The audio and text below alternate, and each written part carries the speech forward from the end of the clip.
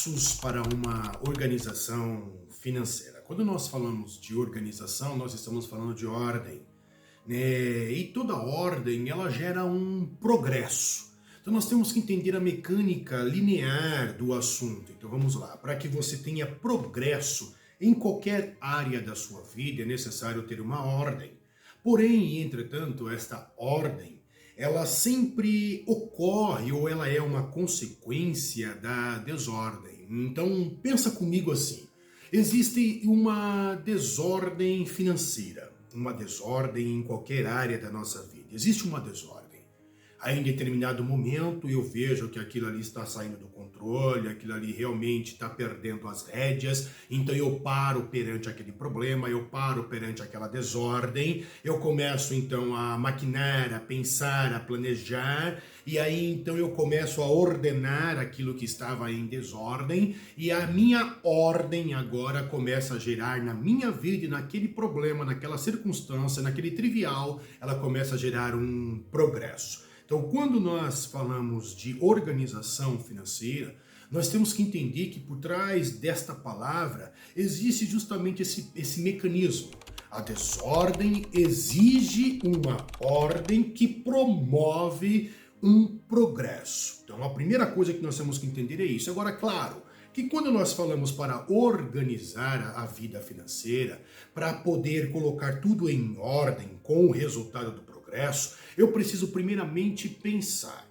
E quando nós falamos de pensar, estamos falando de dedicar tempo. Então é necessário você parar um momento, um tempo de qualidade, você pegar os boletos, você imprimir aqueles que chegam pelo teu e-mail, você pegar as notinhas do cartão de crédito, comparar com a fatura quando ela chegar. Se ela não vem pelo meio impresso, então vai até o aplicativo, compare se a data, o valor, o local está correspondente, compare o processo de parcelamento. É necessário pensar.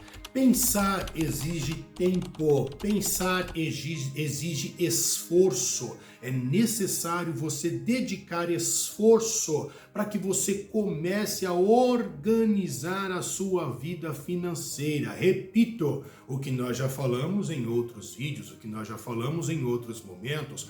Nós não podemos deixar a vida nos levar. Quem tem que tomar as rédeas da vida, principalmente no que diz respeito ao critério financeiro, são justamente nós. Nós devemos tomar as rédeas da vida financeira, pensar, arquitetar em cima disso. Então, o ideal para que você e eu possamos começar a organizar depois desse pensamento, depois desta ordem, é pegar a nossa renda e dividi-la em 3 partes, 3/3. Então, eu pego a minha renda no mês. Se essa renda ela é única, ou seja, se só eu trago renda para dentro de casa, ou se existem outras pessoas dentro de casa que também trazem renda para dentro de casa. Nós vamos somar esta renda. Quanto é que entra dentro de casa? Este é o total. O total é X valor. Esse X valor, então, eu devo agora dividir em 3/3, 3 partes. O primeiro terço, ele deve ser destinado ali aos gastos fixos.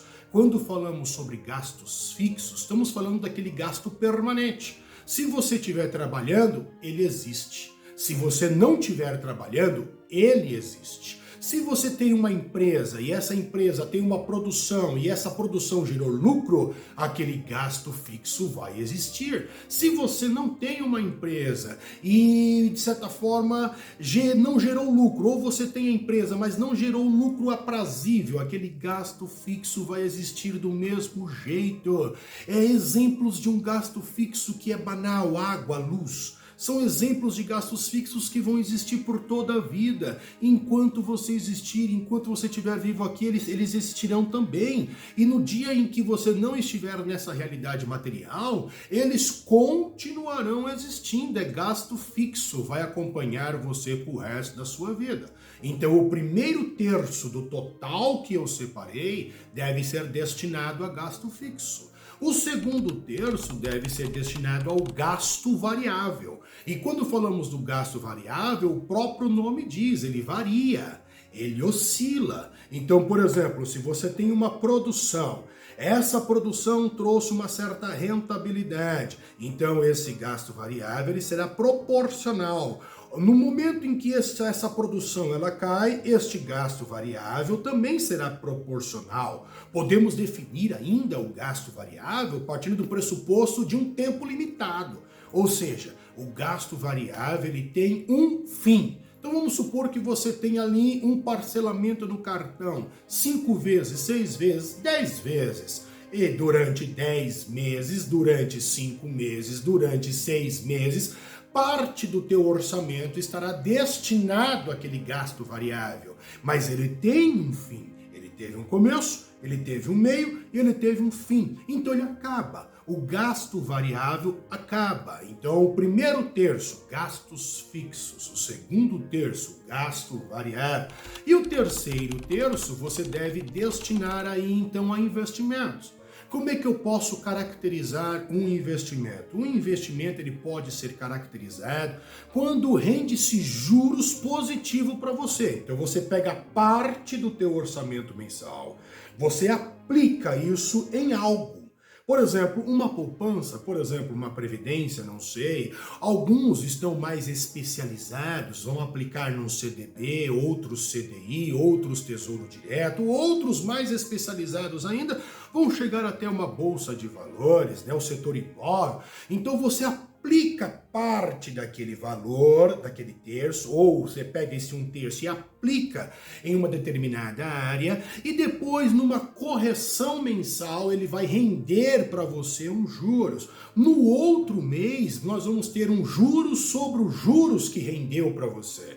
É o que nós chamamos de juros compostos. É quando o dinheiro começa a trabalhar para nós. Porque até o momento nós estamos trabalhando em troca do dinheiro. Nós estamos correndo em troca do dinheiro. Mas quando nós chegamos neste patamar de aplicar o dinheiro, é quando nós invertemos os papéis. A moeda vira, a página vira. Ou seja, o dinheiro começa a trabalhar ao meu favor. Então você deve procurar, por exemplo, um banco que possui esses tipos de investimentos. É leigo, começa a pesquisar na internet o que é um CDB, o que é um CDI, como investir no Tesouro Direto, o que é, quanto rende por mês, qual o prazo que eu devo deixar o dinheiro lá e depois resgatá-lo, como funciona. Então todo o investimento é aquele que rende para você um juros positivo.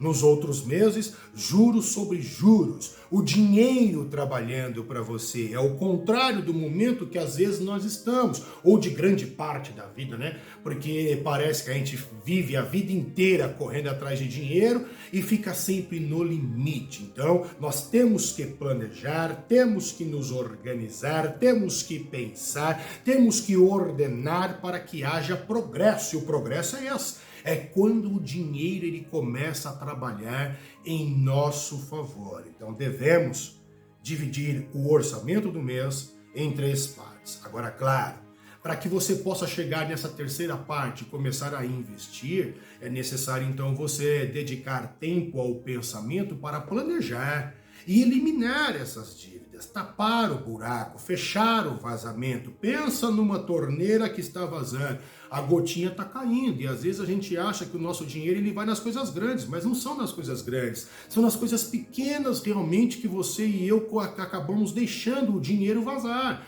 Então nós temos que fechar essa torneira, trocar ali alguma peça, colocar ali algo que venha vedar, impedir o dinheiro de vazar, de escoar, porque enquanto é pequeno, literalmente você e eu deixamos para lá, porque de fato é pequeno. Começa a doer mesmo quando é grande, quando é abrupto, quando é uma ruptura muito maior. Aí você e eu começamos a dar a atenção devida, mas devemos nos organizar e pensar, ficar atento no pequeno, nas gotas que estão escapando por entre os nossos dedos. Então é necessário, em cima desse pensamento, você começar a planejar.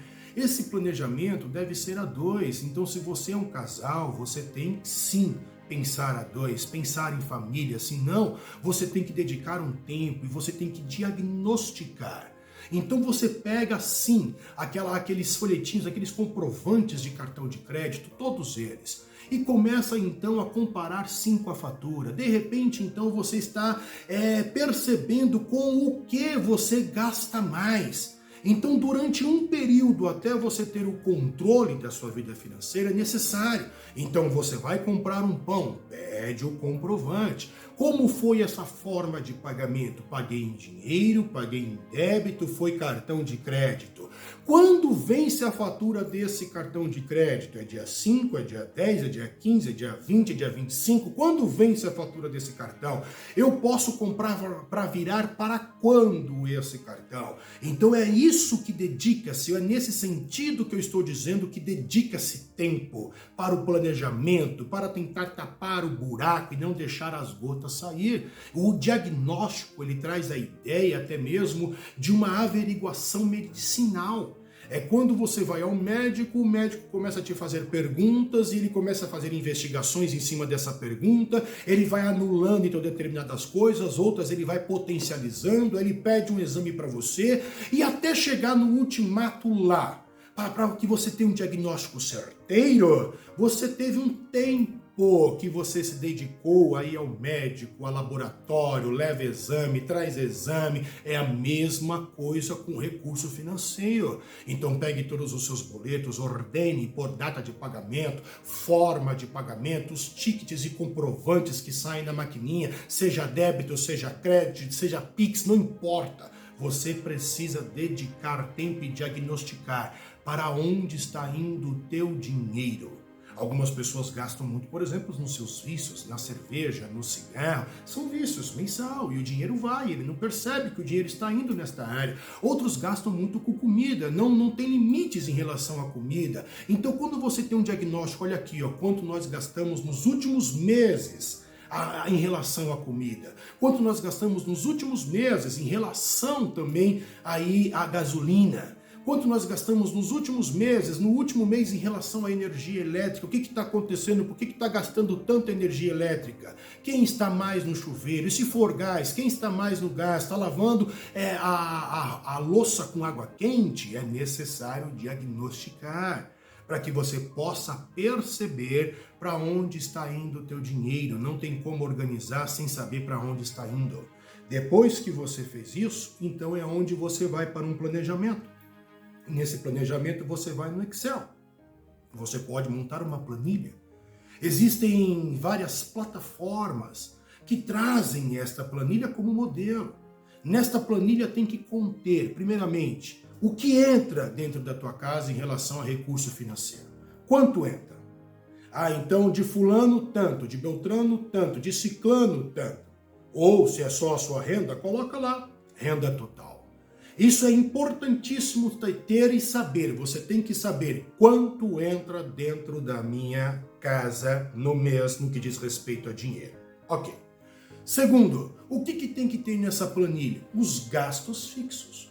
Então você vai colocar o que vai colocar a data que vence aquela dívida, vai colocar a forma de pagamento, se é boleto bancário, se é cartão de crédito, se você paga aquilo em formato de Pix, se você paga aquilo de alguma outra forma, não sei. Como é que você paga esse gasto fixo? E o valor. Embaixo você vai ter a somatória, o total dos gastos fixos. Outra coisa que você tem que ter nessa planilha, gastos variáveis. Nestes gastos variáveis você vai colocar também o que como foi que você adquiriu, a forma de pagamento dele e quantas vezes. E quando se virar o mês, então você vai colocar 3 de 5, 4 de 5, 5 de 5, para que você tenha noção de que está acabando. Ele é variável, né? Então você tem que colocar os gastos variáveis e o valor, depois somar também todos os gastos variáveis. Presta atenção, você vai ter 3 somatórias.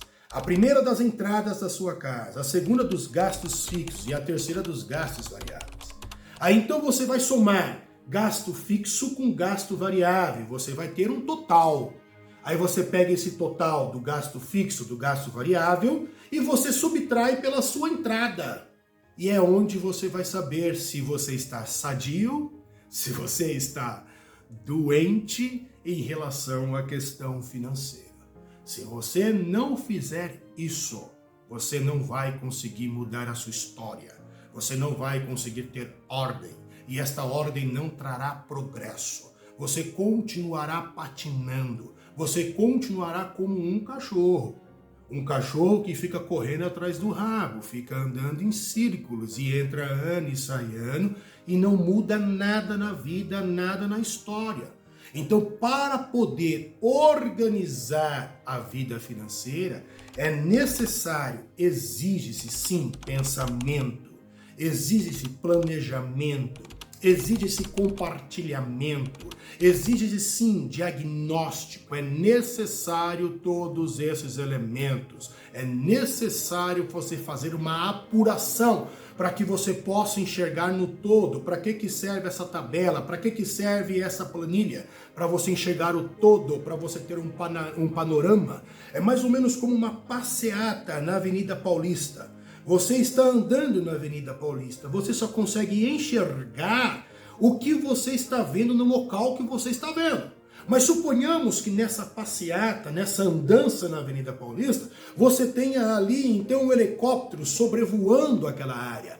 O helicóptero ele tem uma visão mais abrangente do todo. Ele consegue ver o início de como começou a passeata, ele consegue ver o meio de como começou aquela andança, e ele consegue ver o ponto de chegada, onde vai terminar aquela passeata, porque ele está tendo uma supervisão, ele está tendo uma visão de cima. É desta forma que você deve encarar o que nós chamamos de planejamento organizacional ou finanças. Você deve fazer essa planilha para que você possa ter um panorama, enxergar de cima. E quando você consegue enxergar, é onde você consegue, então, aplicar mudanças. Em outras palavras, para planejar melhor a sua vida financeira, é necessário que você venha dedicar o teu tempo, que você venha diagnosticar o que está acontecendo, é necessário que você venha pensar sobre o assunto, é necessário. Se você não tiver um posicionamento, esta é a expressão, se você não tiver um posicionamento, nada vai mudar. Eu gosto da frase que, apesar de ser simples, mas é uma grande verdade. Se eu não fizer nada, nada mudará. Então, para que algo mude, é necessário ter um posicionamento. Um grande abraço.